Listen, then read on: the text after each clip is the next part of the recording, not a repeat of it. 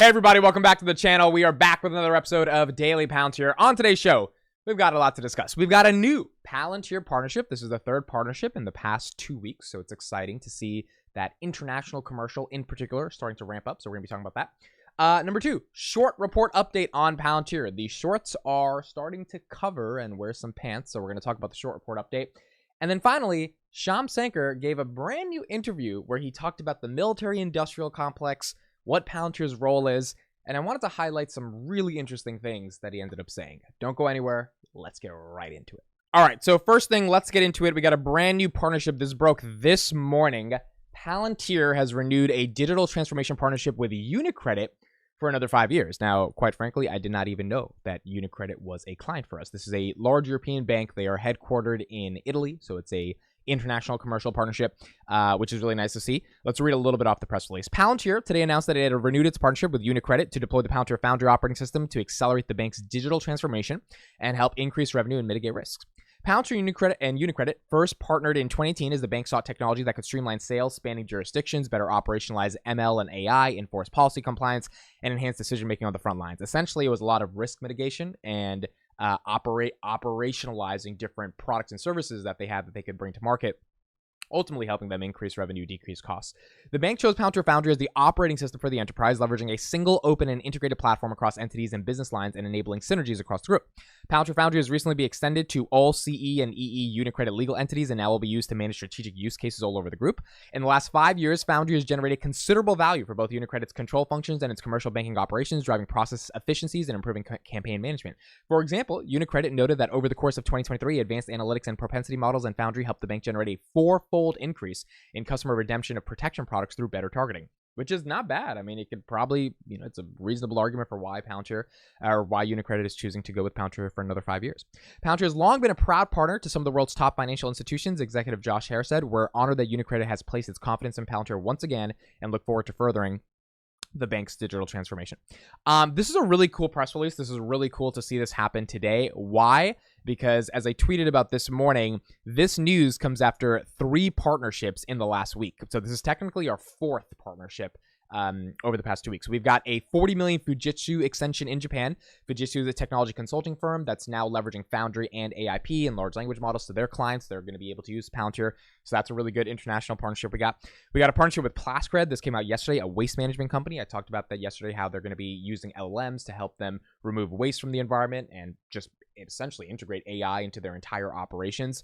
That's a Canadian partnership. And then a partnership with HISA, which is the Horse Integrity Safety Authority, which is going to be leveraging AIP and LLMs in order to make sure that the data that is generated to allow horses to be safe, protected, and in the right condition before they go off to races is also going to be done in a meaningful way.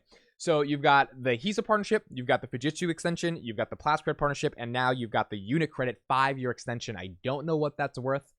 5 years, if I had to ballpark guess, I would say it's in the range from 10 to 20 million, maybe 10 million. So that's about 2 million a year, something like that. The average Palantir client is about 2.9 million. So you could argue it's probably like a $10, $15 million deal. I have no insight on what the deal is worth. But the fact that we're retaining that client, it's another commercial client that we're continuing to extend our partnerships with. And we're going to be able to probably sell them AIP. This partnership specifically had to do with Foundry. I would argue that if, they have an ontology, they have all their data set, that their competitors, their banks that they're competing with, are going to be leveraging some type of artificial intelligence platform. So it would only seem right that they start operationalizing LLMs throughout their enterprise eventually, which would be another upsell for Palantir into that bank. The other reason I think this is really important is because Palantir has not really shown a lot of strength in the financial sector. I mean, they worked with, they work with some banks here and there. Obviously, RBC, Morgan Stanley are big clients. In 2018, they kind of were working with banks, and then that ended up not going as well, so they started pivoting to energy, healthcare, things of that nature. I think financial institutions would use Palantir tremendously. I mean, the use cases are very obvious on how a bank with risk mitigation and all these different concerns can be leveraging Foundry, as the press release said, as an operating system. The question simply becomes, are they going to try to go after that sector? So it's nice to see them extend that partnership. Hopefully we get some more banks in the mix and some more parts of the financial ecosystem integrated with Palantir. But at the end of the day, 4 partnerships and extensions in the past week. Not bad at all. Next thing I want to talk about, short interest on Palantir. So here we go, folks. I talked about this yesterday in the newsletter. If you are not subscribed, dailypalantir.com/subscribe. You get a newsletter every single day, 5-6 minute read, get all these updates in your email. But this is the short interest. As of November 30th, 2023, 121 million shares are sold short. This is a change of 17.4% from the last 2-week report that we got on November 15th. So the shorts have gone down 17%. The percent of the float is now 6.64% on Palantir shares, which is about 120 million shares off of 2 billion shares. Not bad at all. Definitely not enough for a squeeze by any sense, but it's really nice to see that that share sold short float start to come down. This is in contrast with a company like SoFi that has 142 million shares sold short. They're up 8.9%. Now 16% of their float is sold short, which is vastly different from where Palantir is at in terms of how the shorts are thinking about them. Ultimately, I wanted to talk about why the shorts are covering their shorts. When you short a company, you are betting that the stock is going to go down. And the more short selling pressure that there is on a stock, the harder it is for that stock to inevitably break out and continue to move to the upside. This was about 150 or 160 million a month ago, and it started gradually decreasing. On November 15th, it was 146 million. Now it's 121 million. Why is it coming down? I think when Palantir ran to $21.85, a lot of shorts got really scared. And you could argue, yeah, that run was unsustainable. It wasn't going to continue. 23, 24 is just like, it's probably not going to happen. But what if it did, right? Because when we ran from basically 1480 to 17, that was already like, all right, let's double down on our short position. Then 17 and 19, okay, we're doubling down on the short position. Then 19 to 2050, it's like we are doubling down on the short position, quadrupling down. Then 2050 to 2185. Yes, 2185 ended up being a top, but like, if I was just short, I'd be very scared because as soon as a stock like Palantir starts running, particularly Palantir, where at the time, I think the volume was like 100 million shares being traded a day, right? That's how much volume was in this company. The institutions want to get involved. Retail investors want to get involved. Traders want to get involved. Everyone, because of the nature of the company and how exciting and interesting it is, that's from a qualitative perspective, gets the quants interested in how they can make money off the stock, especially as it's running. And so people get excited. So I do think right now we're at 17, 18 bucks. I think that a lot of people are afraid of shorting this company because there's a variety of catalysts. GAAP profitability is done. We got the Titan contract coming up. We got S&P 500 inclusion. AIP is starting to scale. Q4 might end up, having some decent numbers, even if it's not blow you out of the gate waters. It's numbers to the point where you're just like, these are some decent numbers. I should probably not short this company. Palantir stock could do very well. It also could have more downside pressure to go. In general, I think this is a positive thing for investors because you want to see that short float start to come down. So you see that the general market is not as excited to short a company like this, because if they are excited, then the moment it runs up, they're going to start shorting it and attacking it. And you don't want that to happen. You want there to be a sort of healthy balance between the company being able to execute and the investors of the community recognizing what the mission is. The more shorts that feel that the run is meme-ish or hype-ish or unjustified, the less likely that run is to continue. So it is nice seeing that short float go down. We'll see in the next couple of weeks if it goes higher or not. But as of now, the shorts are not eager to short Palantir. I mean, 17% decline in short float in the past 2 weeks is pretty aggressive. And it makes sense why they don't want to short the company anymore. All right, the last clip I want to show is a clip from Shyam Sankar on the Realignment podcast. This was a podcast that happened a couple of days ago at a conference where Shyam was essentially talking about defense technology and the consolidation of defense tech companies over the past couple of, decades, over the past 50 years. What happened for that consolidation, why that consolidation happened, why the military-industrial complex has problems when it comes to creativity in defense technology. It was a really, really interesting 5-minute clip. Take a look at this clip. I think he's going to drop some gems here, and then I'll be on the back end to talk about it. Here's the clip. We can overuse the term military-industrial complex because obviously it's an accurate term, like Eisenhower's speech is real, but there are different types of military-industrial complexes. And that basically gets into what we're discussing today, because you see an environment where the U.S. cut defense, cut bases. There was not going to be enough money to go around to support all these companies. So we see something that I think ostensibly we should really welcome. They're cutting budgets. They're reorienting the mission. There's also an alternate universe where instantly the military-industrial complex came together and said, okay, we're going to pivot to China. We need to keep up the threats so that we have to keep the budget. That isn't what happens. So how could this story have possibly gone wrong? Yeah. Well, and I kind of don't blame, like when I think about the counterfactual, it's like, I think a peace dividend is reasonable. Like, this is right. But some of the unintended consequences that That's a good way to put it. over 30 years are kind of what we're living with and paying for now. And I think actually the first and most important of those that's not often talked about is I think this was the beginning of the true financialization of defense.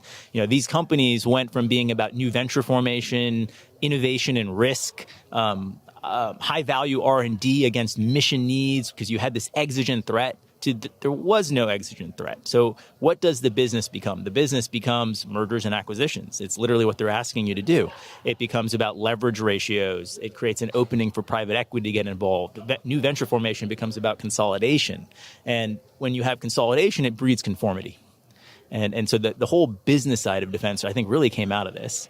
And quick thing, what's so interesting there is, in many ways, so many of the things we would criticize as military industrial complex excess, that's actually basically what you're describing there under the process of financialization. That's why the key point I really kind of want to make here is that we can't just use this umbrella term. We have to actually look at how different iterations, structures, and key incentives are going to lead to different outcomes. Okay, so the financialization is the first consequence. What are some of the other ones? The second one that I think is quite profound is conformity.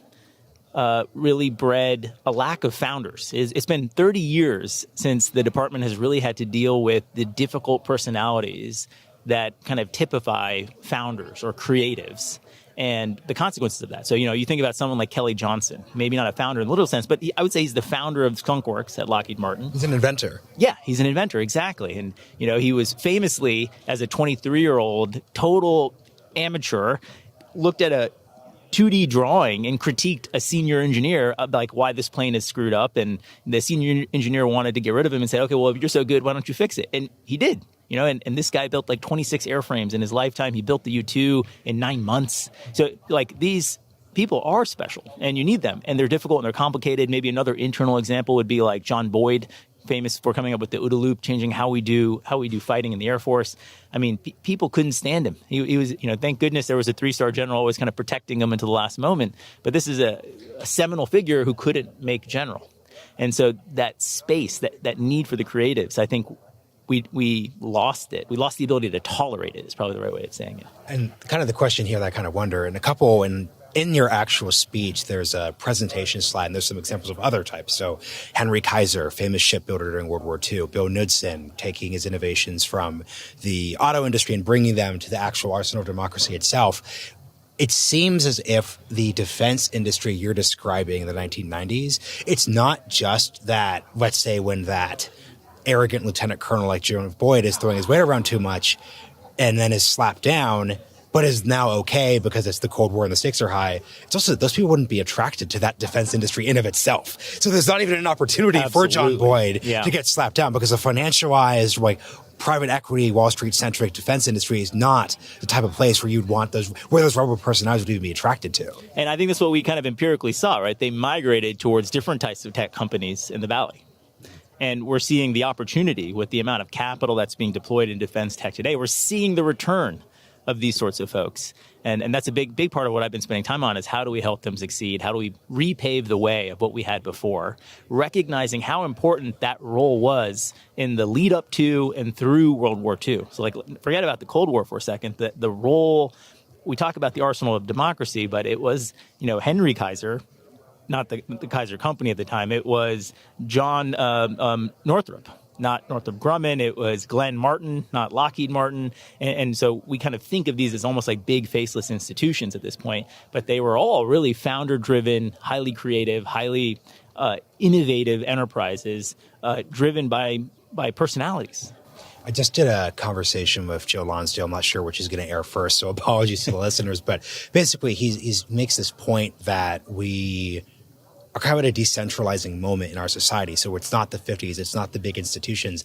But given everything you just said, at the same time, the 30s and the 40s and the New Deal era are so big, they're so government-centric, you still have the individual really mattering. So it's just so interesting that at a moment of almost peak decentralization, the rise of the individual in American society, we still don't have that instinct as much. So it really just to show that even within the broader societal trend, you have this real insulation from that broader way we're seeing our society evolve. Absolutely. So I guess the real thing too is before we get to the first breakfast, we get to '03 when Palantir, your company, comes about. So if the 1990s are about the end of history, and our task isn't necessarily defeating adversaries, it's about dialing down what we have. '03 is obviously the post 9/11 world. Talk about how you all approached the space then. Yeah, well, Palantir was really started because terrorism is awful. We want to prevent terrorism. But we also want to prevent the consequence of terrorism, which is the reaction that happens in society, the kind of knee-jerk desire to trade off privacy and civil liberties in order to get more security that you may find yourself living in a world you didn't even want to be in anyways. And so there are lots of reasons in terms of how much it destroys the very underlying fabric of society to work on these problems. And so we started a company that set off with that mission to go do that. And I think this is the beginning of history in some sense. We realized, yes, history will keep going, the continuation of history. That was really hard because at that period of time, how do you start a company working with the government? When we started going around the valley, and we had a pedigree, the founders of Palantir also started PayPal and had been successful. All of the venture capitalists were like, you guys seem like really smart people. It would be a shame to waste your life trying to build something for government. It's never going to work. Can't you build a trinket you'll sell to a bank instead? We'd love to give you a check for that. So structurally, there was really no support in the Valley for these sorts of things. Principally, I'd say even at that time for financial reasons. Over time, it also became for political reasons. And then when you go to D.C., they couldn't understand why aren't you just selling me labor? Why are you trying to build software? What's this sort of investment? Why do I need outsiders involved? We do software too. What's this Valley thing? So there was a huge rift between these two worlds. And so there was a lot of kind of wandering, feeling like you have no home in either place, wandering through the desert, trying to get these things to work. I always point out that I think it's pretty ironic that at that point in time, the intel community is more open and accessible than the Defense Department, and largely to the great credit of In-Q-Tel, which was started in 1999. Gilman was on the podcast a few weeks ago, so great. Good lead in. We were so naive when we got started. We didn't even know In-Q-Tel. We actually went to a VC who was trying to find a polite way to let us down, and they said, if In-Q-Tel invests in you, we might consider it. And we played it off yeah, of course, we'll go talk to them. And so In-Q-Tel was interested in what we're doing. The other firm never did invest, as I kind of foreshadowed here. But that ended up being massively valuable. And I think it really gets to another point, which is the capital markets in the U.S. are the best in the world. The issue for us was not capital. It was really validation from a credible party and access to that world. That you need a wormhole to kind of transport you from modern Silicon Valley to that defense or intelligence world. And In-Q-Tel provided that. They provided access to the customers, funding for the pilots, clearances to get going, all these kind of non-market barriers that prevent innovators from going and solving these problems. Okay, so why did I think that clip was really important? Couple things. Number one, Shyam Sankar is essentially saying where defense technology companies started consolidating. And it was after 1993 when the Soviet war was done. And essentially, the financialization where private equity and leverage ratios and, you try to figure out how you can make money off these defense technology companies started becoming more into play.